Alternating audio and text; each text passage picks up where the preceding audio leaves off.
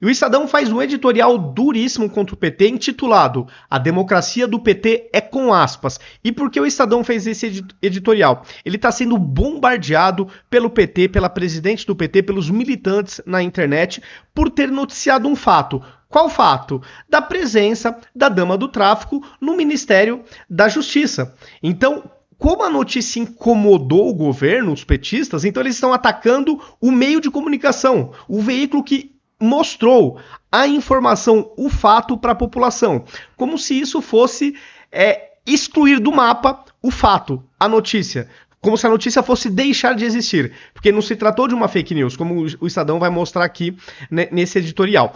E antes de eu comentar, repercutir o que o Estadão escreveu, eu queria sugerir duas leituras de livro.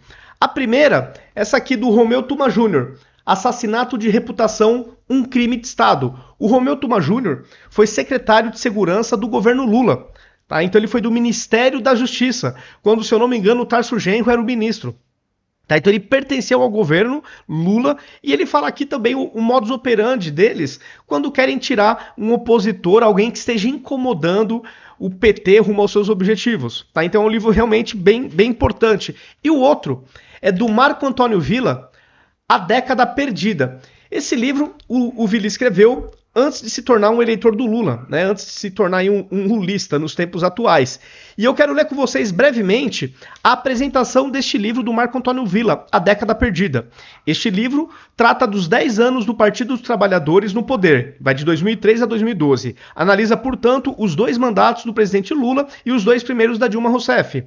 Reconstruir, ele falando, reconstruir os principais momentos de cada ano, destacando os fatos relacionados diretamente à forma petista de assaltar, tomar e aparelhar o Estado para o seu projeto criminoso de poder, nas palavras do ministro Celso de Mello, do Supremo Tribunal Federal. Lembrando que esse livro vai até 2012, portanto, nem sequer existe a Lava Jato. Portanto, ele não pode nem se utilizar do argumento, o Villa, se for o caso, de que o Lula foi condenado injustamente. Nesse período, nem sequer existia a Lava Jato, e ele já comentava aqui, o Villa, da forma petista de assaltar, tomar e aparelhar o Estado. Vivemos um tempo sombrio. Uma época do vale tudo. Desapareceram os homens públicos. Foram substituídos pelos políticos profissionais. Todos querem enriquecer a qualquer preço e rapidamente. Não importa os meios. Garantidos pela impunidade, sabem que, se forem apanhados, tem sempre uma banca de advogados regiamente pagos para livrá-los de alguma condenação. Os escândalos de corrupção, e foram tantos, não representaram um ponto fora da curva, eram parte do projeto de poder, no qual não se dissociou, em momento algum, o interesse público do partidário e, algumas vezes, do simples atendimento aos interesses privados de sua liderança, como no escândalo do Mensalão. São anos marcados pela hipocrisia. Não há mais ideologia. Longe disso. A disputa política é pelo poder, que tudo pode e no que nada é proibido. O Brasil de hoje é uma sociedade invertebrada, amorfa, passiva, sem capacidade de reação. É uma república bufa, uma república petista. Tá? Então isso aqui é a apresentação do livro A Década Perdida, do Marco Antônio Villa, antes de se tornar um lulista. Voltando aqui para o editorial do Estadão, A Democracia do PT é com aspas.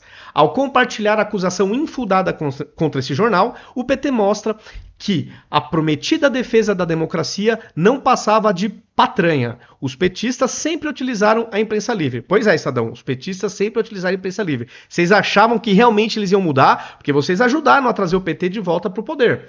Começando aqui o editorial. Não durou muito a farsa segundo a qual Lula da Silva precisava ser eleito para, segundo suas palavras, recuperar a democracia neste país. Bastou que a imprensa começasse a publicar notícias desfavoráveis ao governo para que esses campeões da democracia voltassem a ser o que sempre foram, a vanguarda da truculência. Para a seita petista, vale tudo, até mentir e distorcer, para desmoralizar aqueles que ousam revelar os malfeitos do governo Lula. E vocês encontram, com outras palavras, tá, nesses livros também, coisas desse tipo. No domingo passado, A presidente do PT, Gleisi Hoffmann, usou suas redes sociais para atacar o Estadão, compartilhando, como se fosse digna de crédito, diz o Estadão, né, uma suposta denúncia anônima contra o jornal, que teria sido apresentada no site do Ministério Público do Trabalho, o MPT. Aspas, gravíssima denúncia feita ao MPT sobre a fabricação do escândalo da Dama de Ferro, pelo Estadão, para fazer parecer que o ministro da Justiça Flávio Dino é simpático ao crime organizado. Em nenhum momento o Estadão disse isso. Escreveu a presidente do PT. Ato contínuo, todo o exército de militantes petistas na internet passou as horas e dias seguintes a repercutir a patranha, sem qualquer cuidado e a respeito da veracidade do que ali se expunha. Esse é o padrão de atuação dos petistas. Para eles, nem é preciso que a informação seja verdadeira, para que seja usada em favor de seus propósitos autoritários, isto é, difamar o jornal que revelou que a mulher de uma das lideranças do CV participou de reuniões no Ministério da Justiça e Segurança Pública. Ora, o Estadão nunca afirmou que o Flávio Dino era simpático ao crime organizado, trouxe apenas fatos. Luciane Barbosa Farias, mulher de Clemilson dos Santos Farias, conhecido como Tio Patinhas, um dos líderes do Comando Vermelho no Amazonas, esteve no Ministério da Justiça em março para reunião com o senhor Elias Vaz, secretário nacional de Assuntos Legislativos, e em maio para reunião com o senhor Rafael Velasco Brandani, titular da Secretaria Nacional de Políticas Penais.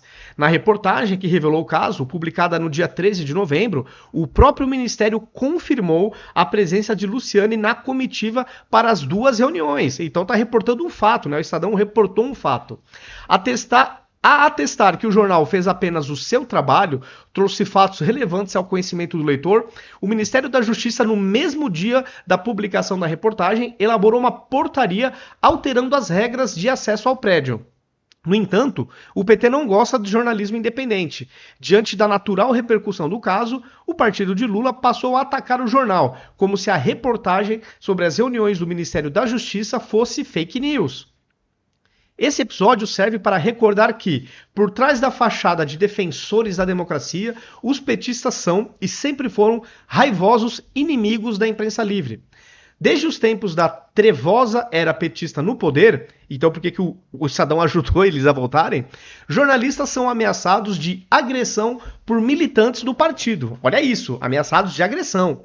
Há toda uma rede de veículos de comunicação a serviço do lulopetismo, que se dedicam a destruir a reputação de jornalistas e de veículos independentes. O bolsonarismo certamente se inspirou nesse método do PT. Claro, eles não podiam esquecer do Bolsonaro. Para, por sua vez, hostilizar a imprensa e os jornalistas. O gabinete do ódio bolsonarista é filhote dos blogs sujos.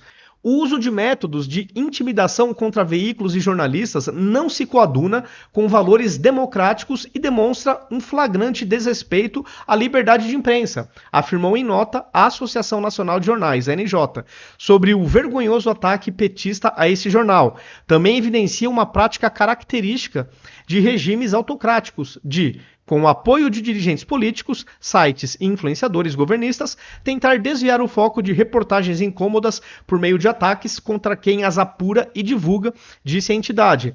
Mas os petistas perderam tempo e energia.